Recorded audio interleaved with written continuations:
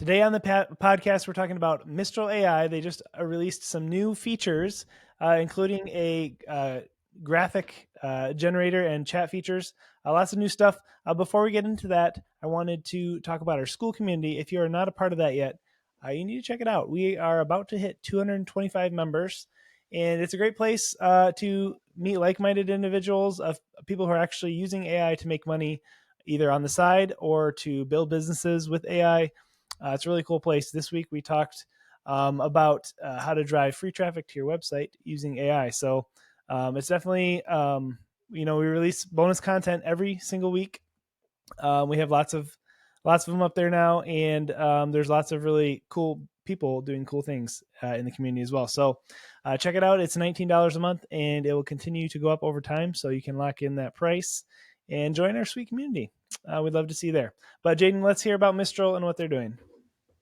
Okay, so this is so fascinating. Mistral is one of the big AI companies that has managed to stay alive. There's been a couple other ones, right? Like Inflection, they made Pi, but they kind of got acqui-hired by Google. You had Character AI, also kind of got acquired-ish by Google. So Google and other companies are kind of slurping up some of the big players. Mistral has not been slurped up yet. It is still out there, and you can think of it pretty much like a direct competitor to ChatGPT.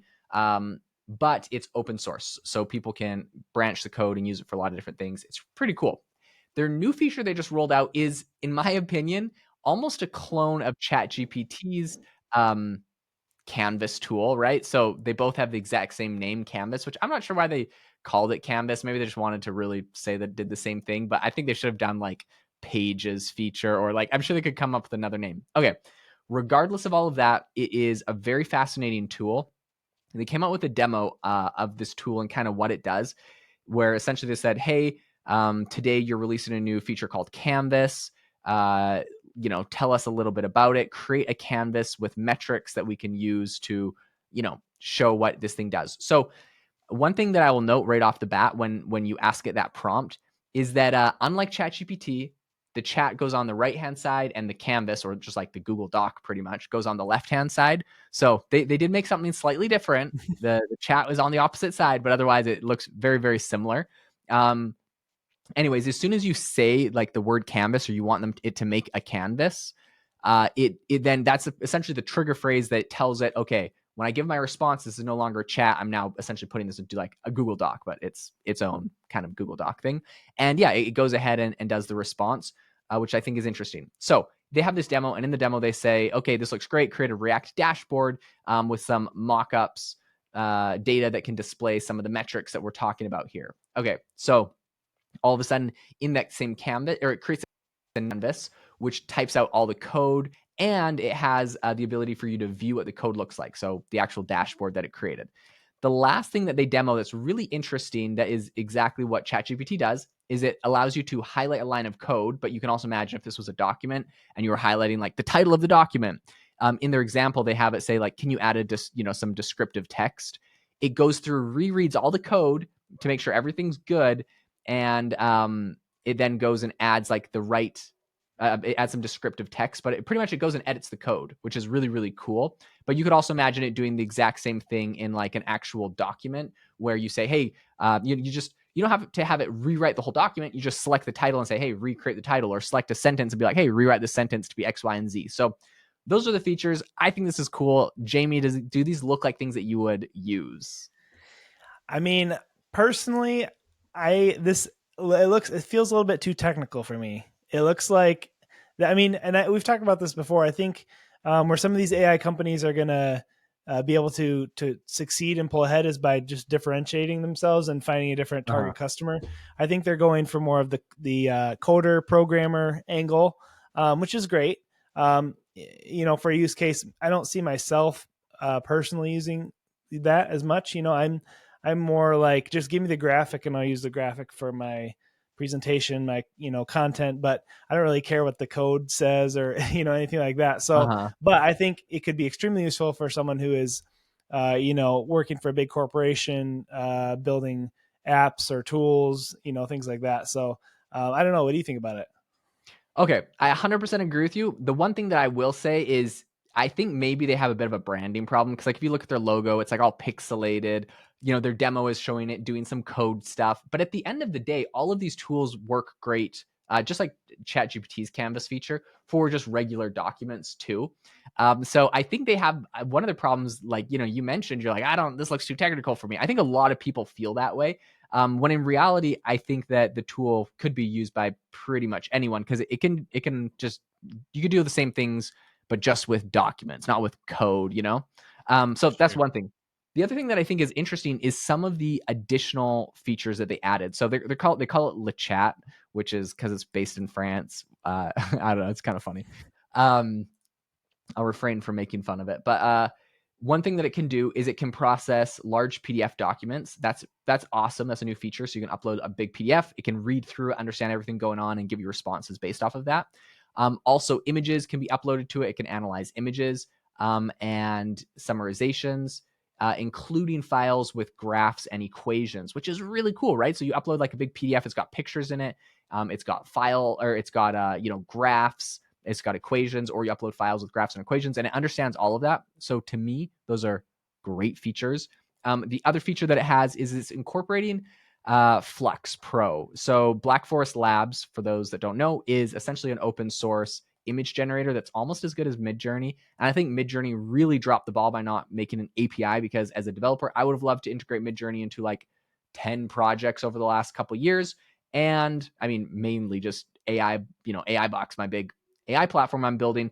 I would love to have Midjourney. There's all these off-market kind of sketchy ways to try to incorporate limited versions of Midjourney, but they're not official APIs. And if Midjourney changes anything, it breaks. So no one's incorporating Midjourney into any serious products. And instead, Flux came out with almost as good of a product. It's open source, and everybody is incorporating Flux, including Elon Musk and the XAI team, adding it into Twitter, formerly Twitter X, to their Grok AI model. That's what's generating the images over there. So, and that's got, millions and millions, hundreds of millions of users. So this is a very big model. It's now incorporated into Mistral, which I think is fantastic. The last thing is that their new, Le Chat, it can host shareable automated workflows for tasks like scanning expense reports and invoice processing. And they're calling those AI agents. So a ton of really exciting stuff. A lot of this is in beta right now. But yeah, I mean, I'm super excited about this new Canvas feature, and a ton of these other features I think would be useful. I guess for you, Jamie, based off of, I don't know, I just listed like a million features that they added, but anything there stick out to you as being particularly useful or interesting? I mean, I do think the research portion of it, like if you're gonna try to research or scan old documents in, I mean, tax time is coming up, and so I'm thinking about that as far as like, how could I use this to reduce my my tax burden, or at least find help me with some of my accounting issues I have, so I feel like there's a lot of potential there, and I think we've talked about even like the lawyer use case before, of like Yeah. looking through law documents and finding, research, just uploading large documents for research. I feel like that's a really useful tool moving forward for people. Personally, again, in my business, content creation, real estate investing. I don't know.